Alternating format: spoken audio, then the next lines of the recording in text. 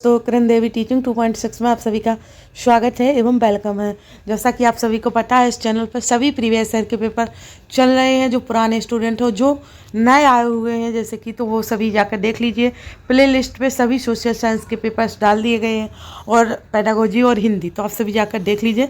Number wise classes हैं और इस चैनल पर सभी 2011 से 2024 तक के संपूर्ण प्रीवियस ईयर के पेपर लगवाए जा रहे हैं, जो कि सीटेट पेपर बहुत इंपॉर्टेंट है। अगर हम सीटेट पेपर 2 लगाते हैं तो तो वैसे भी हमारा क्लियर हो जाता है, इतना टफ नहीं होता है।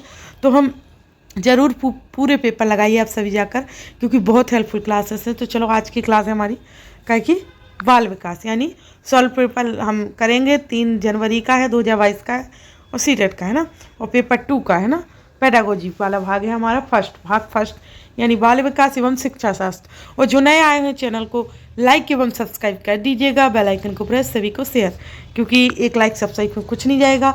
मेरा भी मनोबल बढ़ेगा, आपका भी बढ़ेगा, आपको भी इंटरेस्ट होएगा। बहुत अच्छी वीडियो, हेल्पफुल, एक भी क्वेश्चन नहीं छोड़ा जाता, चाहे वो टफ आए चाहे वो नॉर्मल आसान आए, क्योंकि सभी इंपॉर्टेंट है, कोई भी पेपर में आ सकता है, इसलिए सभी हमें लगाना ज़रूरी है। तो चलो, आज के क्वेश्चन स्टार्ट करते हैं। तो पहला है हमारा, विकास के प्रत्येक चरण के लिए सामाजिक अपेक्षा को क्या कहा जाता है। विकास के प्रत्येक चरण के लिए थोड़ी सा यदि के कारण बोल नहीं पाया सही से। तो विकास के प्रत्येक चरण के लिए सामाजिक अपेक्षा को क्या कहा जाता है। विकासात्मक कार्य, या विकासात्मक आवश्यकताएं, या विकासात्मक बाधाएं, या विकासात्मक क्षेत्र। तो हमारा इस अपेक्षा को कहा जाएगा क्या, जो प्रत्येक चरण के विकास के प्रत्येक चरण के लिए जो सामाजिक अपेक्षा है, उसको कहा जाएगा विकासात्मक अपेक्षा। क्या, विकासात्मक, यानी फर्स्ट ही हमारा राइट आंसर हो जाएगा। फिर है आगे, तो विकास को क्या कहा जाएगा। विकास क्या है, एक तरफ से तो शरीर के मध्य से बाहर की दिशा में होता है, या फिर नीचे से ऊपर की ओर होता है, या फिर ये आयामी है, या वातावरणीय कारकों से प्रभावित नहीं होता है। तो हमारा विकास क्या है, तो वो है हमारा शरीर के मध्य से बाहर की दिशा में होता है। शरीर के मध्य से होता है और बाहर की दिशा में बढ़ता जाता है, ये हमारा विकास है, यानी फर्स्ट ही हमारा राइट आंसर हो जाएगा। फिर है बहुत हेल्पफुल और बहुत इंपॉर्टेंट क्लासेस है दोस्तों। अगर आप रंगीन या कलरफुल के उसमें सोच रहे हो तो कोई मतलब नहीं बनता आपका। अगर जिसको दिल लगा के, जान लगा के पढ़ना है और फर्स्ट बार में भी ही एग्जाम निकालना है, तो वो जैसे भी है क्वेश्चन लगाइए, क्योंकि बहुत इंपॉर्टेंट क्वेश्चन है ये। और हमारा दिसंबर में पेपर है, तो ज़रूर जल्दी से जल्दी सभी लगाइए। तो आप देखेंगे हम कथन और तर्क, जो कि बहुत क्वेश्चन पूछे जाते हैं कथन और तर्क के। तो संज्ञानात्मक विकास,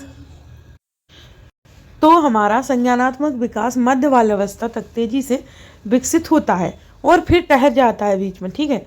फिर है तर्क, मानव मध्य बाल्यावस्था के चरण के बाद नई चीज़ें नहीं सीख सकता। मानव जब मध्य बाल्यावस्था के चरण के बाद होता है, तब नई चीज़ें नहीं सीख सकता है। तो इसमें वो पूछ रहा है कि दोनों सही हैं या क्या है, देखते हम। तो देखो, पहला बोल रहा कि संज्ञानात्मक विकास मध्य बाल्यावस्था तक तेजी से विकसित होता है और फिर ठहर जाता है। तो ऐसा तो नहीं है, क्योंकि विकास तो हमेशा ही चलता रहता है ना। विकास हमेशा चलता रहता है। वृद्धि में इधर उधर होता है, कभी वृद्धि किसी की जल्दी हो जाती है, किसी की लेट होती है, किसी की आराम से होती है। तो विकास हमेशा चलता रहता है, तो ये गलत है। कथन तर्क है, मानव मध्य बाल्यावस्था के चरण के बाद नई चीज़ें नहीं सीख सकता, ये तो गलत है सरासर। कि मानव मध्य बाल्यावस्था के बाद किशोरावस्था भी आती है, तो क्या किशोरावस्था के बाद कुछ नहीं सीखता है मानव, तो ये भी गलत है। तो इस कारण हमारे कथन और तर्क दोनों ही गलत हो जाएंगे। तो राइट आंसर हमारा 4th हो जाएगा। फिर है आगे, तो विद्यार्थियों का एक समूह अपने खेल के दौरान एक लोकप्रिय नृत्य किस रियलिटी शो के दृश्य को दर्शाता है। 8 वर्षीय सना एक जज के तौर पर दूसरे बच्चों के नृत्य पर टिप्पणी करती है। यह परिस्थिति बच्चों के समाजीकरण में किसकी महत्वपूर्ण भूमिका दर्शाती है। तो धार्मिक संस्थान की, या परिवार की, या मीडिया की, या विद्यालय की, किसकी परिस्थिति। तो रियलिटी शो को दर्शाती है ना। 8 वर्षीय सना जो जज के तौर पर कार्य कर रही है और नृत्य पर टिप्पणी हर चीज़ को बता रही है, तो वो कहलाएगी क्या, मीडिया ही है जो हर चीज़ को दर्शाती है ना। तुम्हारा राइट आंसर 3रा हो जाएगा। फिर है जीन पियाजे के संज्ञानात्मक सिद्धांत के अनुसार बच्चे के किस अवस्था में वस्तुओं को कहे गए क्रम में लगाने की योग्यता पा लेते हैं। जब संज्ञानात्मक सिद्धांत के अनुसार बच्चे किस अवस्था में वस्तुओं को, अगर हम कोई वस्तु को कहें कि क्रम से लगाओ, तो वो किस योग्यता को पा लेते हैं जब वो क्रम से लगाने लगते हैं। तो यह जीन पियाजे का कहना है किस योग्यता में, तो संवेदनीय पेशीय या संवेदक पेशीय या पूर्व संक्रियात्मक या मूर्त संक्रियात्मक या अमूर्त।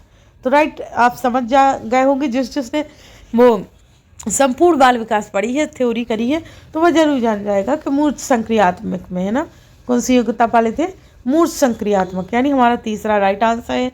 फिर बढ़ते हैं आगे, देखते हैं। तो फिर है हमारा क्या कि जीन पियाजे के अनुसार एक सतत प्रक्रिया जो मानसिक संरचनाओं को परिष्कृत और परिवर्तित करती है। जीन पियाजे के अनुसार एक सतत प्रक्रिया जो मानसिक संरचनाओं को परिष्कृत और परिवर्तित करती है, वह क्या कहलाती है, तो नकल उतारने जैसा व्यवहार या वस्तु स्थितित्व समावेश संतुलीकरण। तो यह कहलाएगी क्या, संतुलीकरण। संतुलीकरण कहलाती है, यानी फोर्थ हमारा राइट आंसर है। फिर विद्यार्थियों को एक समस्या का हल खोजने में संघर्ष करते देखकर उनकी सहायता के लिए अध्यापिका उन्हें संकेत और आधे सुलझे उदाहरण देती है। लेव वाइगोत्स्की के सिद्धांत के अनुसार यह किसका उदाहरण है, तो पाड़ का, परिवर्तन का, क्रमबद्धता का, प्रतिपादक का अध्ययन। तो राइट आंसर हो जाएगा यह सिद्धांत लेव वाइगोत्स्की के अनुसार यह पाड़ का उदाहरण है। किसका, पाड़ का उदाहरण है। फिर है आगे, निम्न में से किस सिद्धांतकारी ने कहा है कि संज्ञानात्मक विकास एक सहयोगात्मक प्रक्रिया है। निम्न में से किस सिद्धांतकारी ने कहा कि संज्ञानात्मक विकास एक सहयोगात्मक प्रक्रिया है, तो Lev Vygotsky, Ivan Pavlov, B.F. Skinner, John B Watson. तो यह कहा है किसने, किस सहयोगात्मक ने, ये कहा लेव वाइगोत्स्की ने। किसने, लेव वाइगोत्स्की ने, यानी फर्स्ट हमारा राइट आंसर हो जाएगा। फिर है आगे, तो लॉरेंस कोहलबर्ग के सिद्धांत की एक मुख्य आलोचना है। लॉरेंस कोहलबर्ग के सिद्धांत की एक मुख्य आलोचना है, यह उसके सिद्धांत में नारी परिपेक्ष गुण है, या उसने पियाजे के नैतिकता विकास सिद्धांत को संदर्भ में नहीं लिया, या फिर उन्होंने बच्चों की प्रत्येक स्तर पर विशिष्ट प्रतिक्रिया नहीं सुझाई, या उन्होंने बच्चों पर कोई अनुसंधान कार्य नहीं किया। तो राइट आंसर हो जाएगा हमारा कौन सा, कि उसके सिद्धांत में नारी परिपेक्ष गुण है, कि उसके सिद्धांत में नारी परिपेक्ष गुण है, यानी फर्स्ट हमारा राइट आंसर हो जाएगा। फिर है हार्वर्ड गार्डनर ने सुझाव दिया है कि बुद्धि अलग अलग प्रकार की होती है। निम्नलिखित में से कौन सी बुद्धि गार्डनर द्वारा प्रस्तावित प्रकारों में से एक नहीं है, तो संगीतमय, भाषाई, शारीरिक, गति संवेदी या व्यवहारिक। तो राइट आंसर हो जाएगा कि बुद्धि, कौन सी बुद्धि गार्डनर द्वारा प्रस्तावित प्रकारों में से एक नहीं है, वो बुद्धि है व्यवहारिक बुद्धि नहीं है, यानी फोर्थ हमारा राइट आंसर है। फिर है इनमें से कौन सा विकल्प एक प्रगतिशील कक्षा में संरचनात्मक शिक्षण का उदाहरण है। इनमें से कौन सा विकल्प एक प्रगतिशील कक्षा में संरचनात्मक शिक्षण का उदाहरण है, तो विविध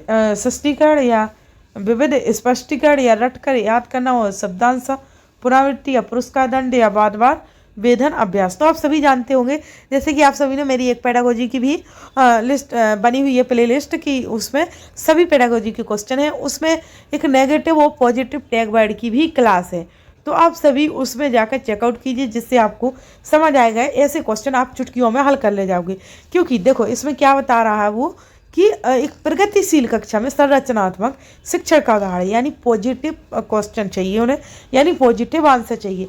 रटकर याद करना ये गलत है बच्चों के लिए, पुरस्कार और दंड ये भी गलत है, ये भी नेगेटिव टैग वर्ड है, और बार बार अभ्यास करना, वेधन करना, तो ये तीनों है क्या, negative tag word. Negative tag word हो जाते हैं गलत, और पॉजिटिव टैग वर्ड भी रहते हैं वो सही।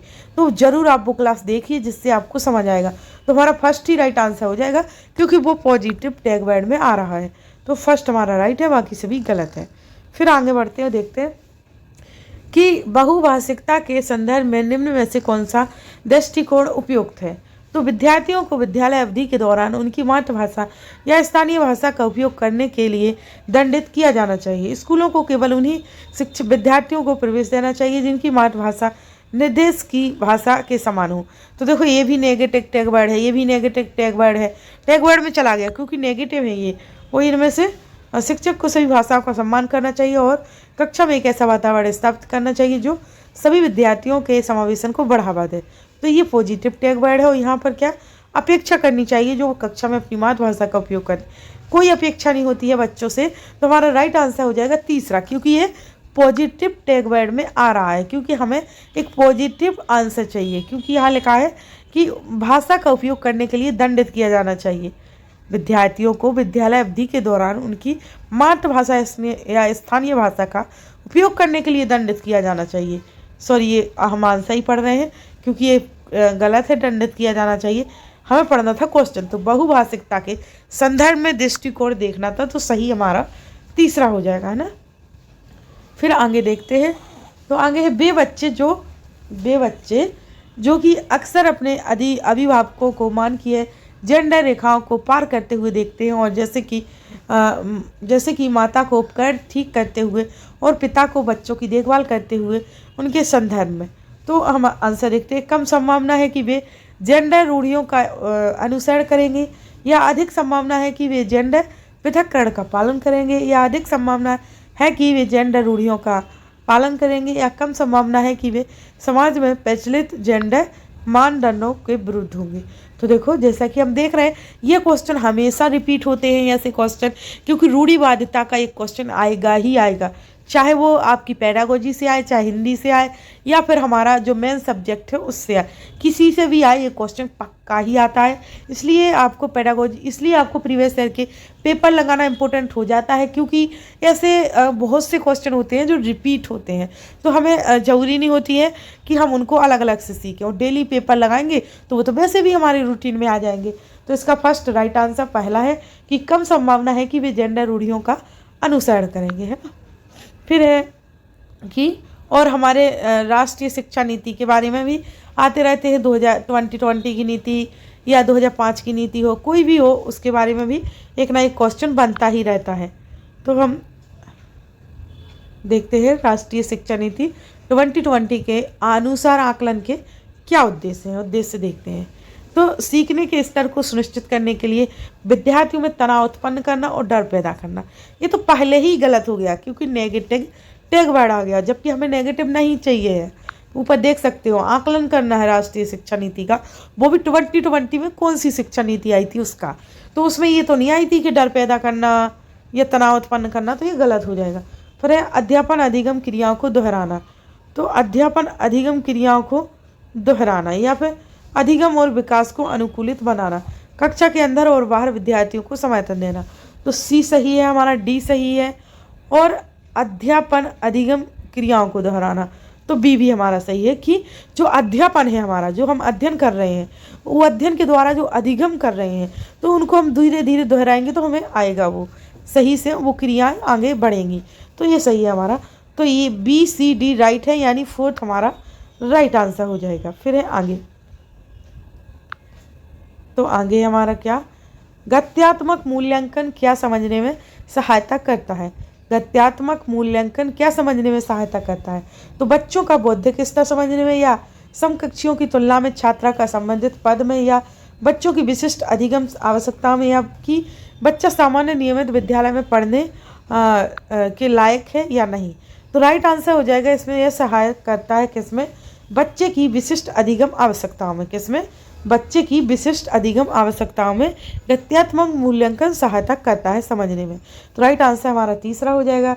इस प्रकार से हमारे सारे क्वेश्चन अभी हमने पहले हमारी क्वेश्चन क्लासेस बहुत बड़ी बड़ी हुआ करती थी, जिसकी प्लेलिस्ट बनी हुई है, आप सभी जाकर देख लीजिए, पिछले साल करवाई थी। और अगर आप लंबी लंबी क्लास देखना चाहते हो तो वो बन चुकी है, और आप शॉर्ट देखना चाहते हो तो अभी चल रही है, क्योंकि कुछ बच्चे पूरी क्लास नहीं देखना चाहते हैं, थक जाते हैं, दिमाग ख़राब होने लगता है, तो उनके लिए थोड़ी छोटी छोटी क्लासेस आ गई हैं। तो आप सभी ये जाकर देख सकते हो।